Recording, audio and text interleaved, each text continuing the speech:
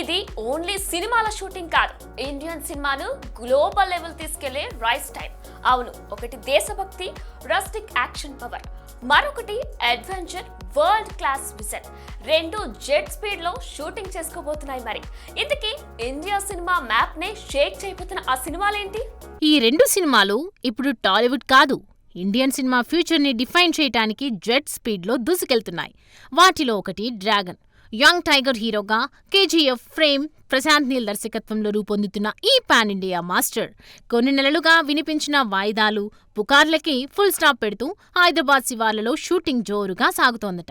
1969 కాలం నాటి చైనా, భూటాన్, భారత సరిహద్దుల నేపథ్యంలో దేశభక్తి, పొలిటికల్ వార్, మదర్ సెంటిమెంట్తో ఈ స్టోరీ సాగనుందని టాక్ వినిపిస్తోంది.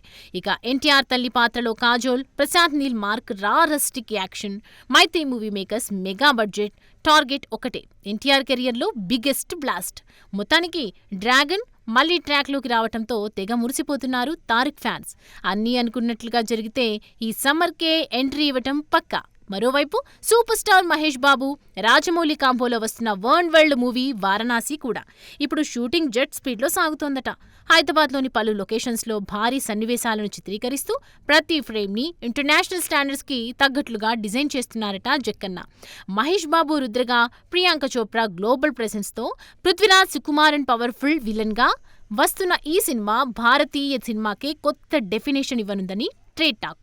ఇక 2027 మార్చిలో వరల్డ్ వైడ్ రిలీజ్ టార్గెట్తో ప్లాన్ చేస్తున్న ఈ చిత్రం ప్యారిస్లోని ఎల్ఈ గ్రాండ్ రెక్స్ థియేటర్లో టీజర్ ప్రదర్శనతో ఇప్పటికే ఇంటర్నేషనల్ సెన్సేషన్ అయ్యింది. మొత్తంగా చెప్పాలంటే డ్రాగన్, వారణాసి ఈ రెండు సినిమాలు ఇప్పుడు టాలీవుడ్ను గ్లోబల్ లెవెల్లో షేక్ చేయడానికి షూటింగ్ని జెట్ స్పీడ్లో చేసుకుపోతున్నాయన్నమాట. రాజాసాబ్ సిల్వర్ స్క్రీన్ పై హారర్ కామెడీ ఫ్యాన్సీ మ్యాజిక్ చేస్తుందో లేదో తెలియదు, కానీ రిలీజ్ కి ముందే టికెట్ రేట్ మీద మంచి సస్పెన్స్ క్రియేట్ చేస్తుంది. ఇప్పుడు అంతటా ఒకటే ప్రశ్న, సంక్రాంతి సెంటిమెంట్ ముందు తెలంగాణ సర్కార్ సాఫ్ట్ అవుతుందా, లేదా darling fans waiting game continue అవుతుందా? టికెట్ రేట్లు పెరుగుతాయా, లేదా స్టేటస్ కో అలాగే కొనసాగుతుందా? Pan India star Prabhas lead రోల్లో హారర్, కామెడీ, ఫ్యాంటసీ అన్నీ కలిపిన ది రాజాసాబ్ స్క్రీన్ మీద మ్యాజిక్ చేయడానికి రెడీ అయ్యింది. జనవరి 9 ప్రపంచవ్యాప్తంగా థియేటర్లలో సినీ పొంగల్ స్టార్ట్.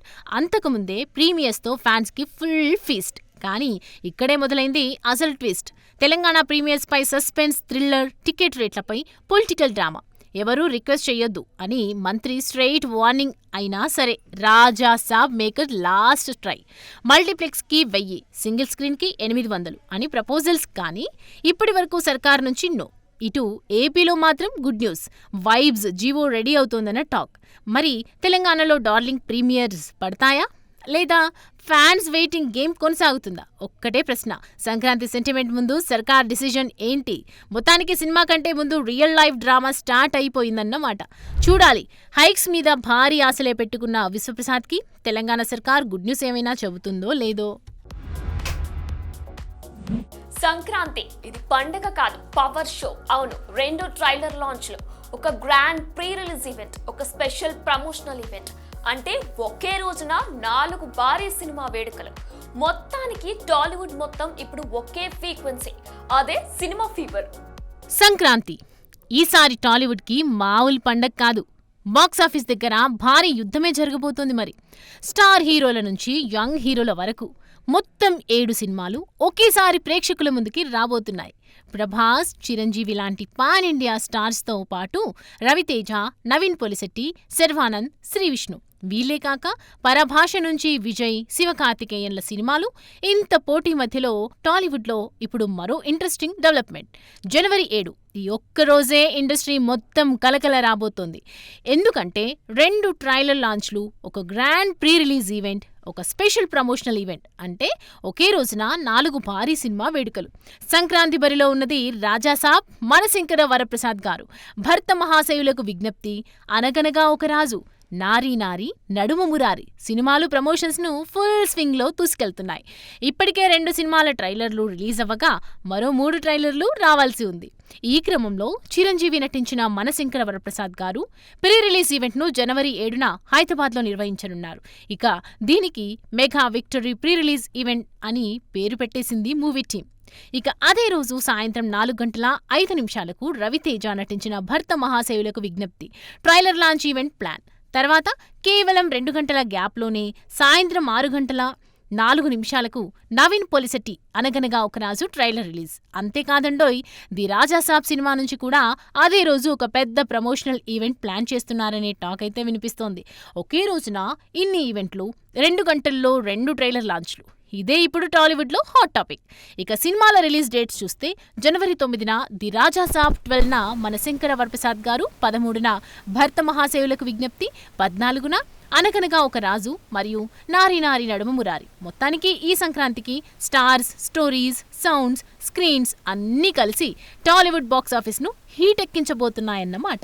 చూడాలి ఈ పొంగల్ దంగల్లో ఎవరు విజేతగా నిలుస్తారు.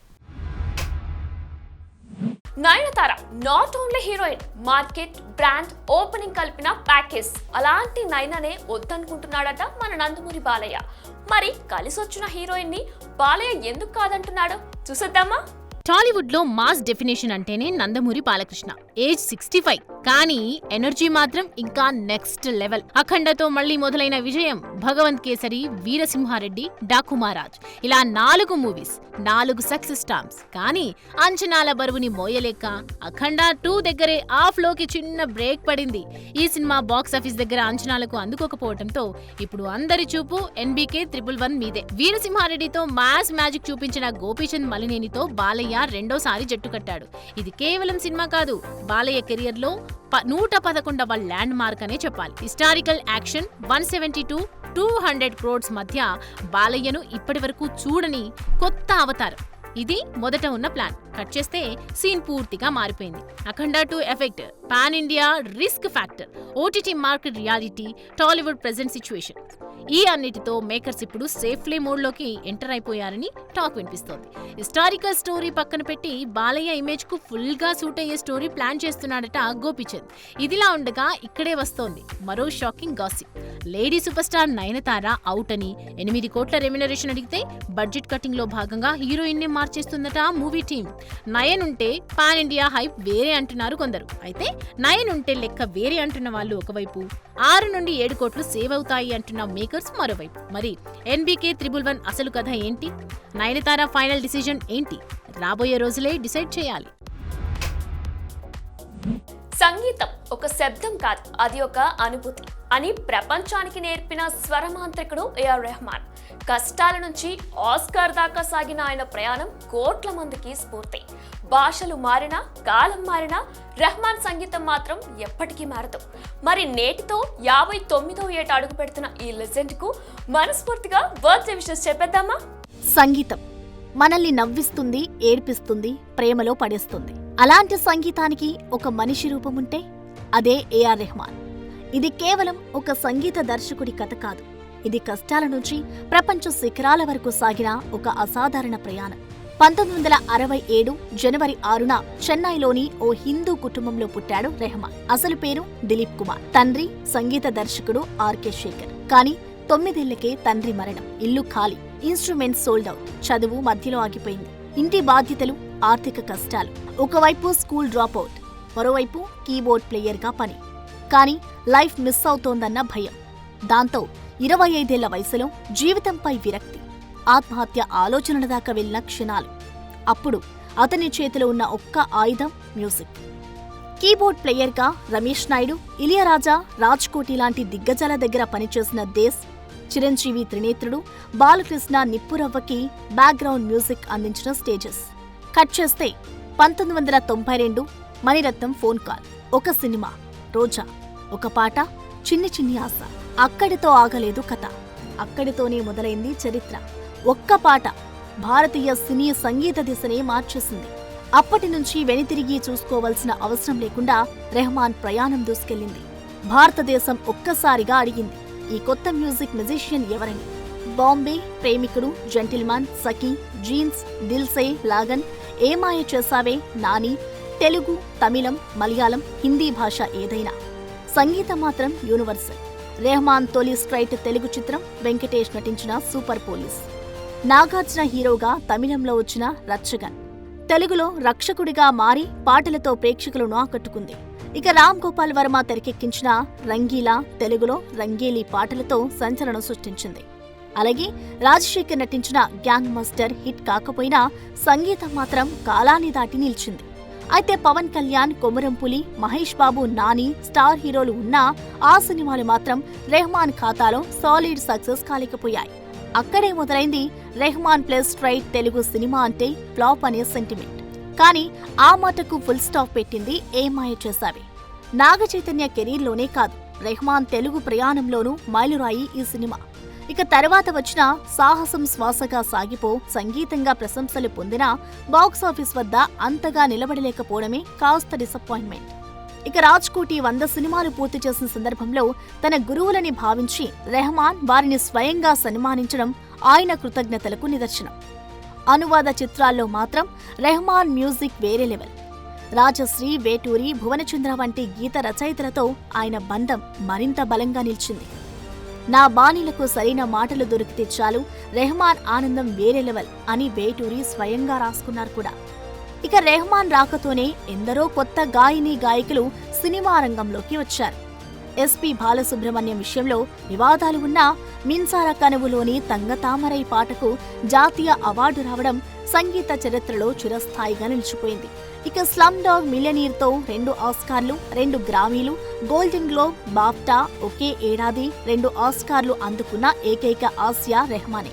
ఇక 6 జాతీయ అవార్డులు, 15 ఫిలింఫేర్లు, పద్మభూషణ్, కెనడాలో ఆయన పేరుతో రోడ్, చెన్నైలో కేఎం మ్యూజిక్ కన్జర్వేటరీ, పేద పిల్లల కలలకు చిరునామా. కీబోర్డ్ ప్లేయర్గా మొదలైన ప్రయాణం ఈరోజు ప్రపంచ సంగీత సామ్రాజ్యానికి రాజును చేసింది.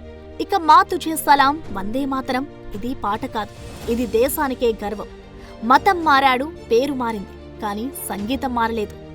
ముఖ్యంగా తెలుగు అంటే ప్రేమ, తెలుగువారంటే అభిమానం. ఆయన స్ట్రైట్ తెలుగు సినిమాతో రెహమాన్కు ఇప్పటికీ ఒక సూపర్ హిట్ మిస్సింగ్.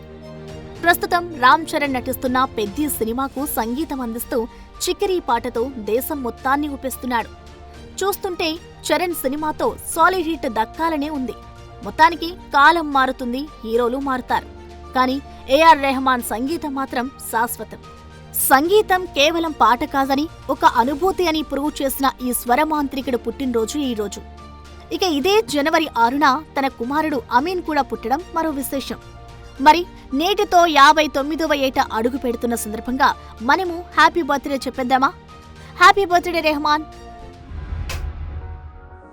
ఇది వాళ్ళ బిగ్ సినిమా. రేపటి బిగ్ సినిమాతో మళ్ళీ కలుద్దాం. Until then keep watching big TV. Anchors wardrobe courtesy shopper stop.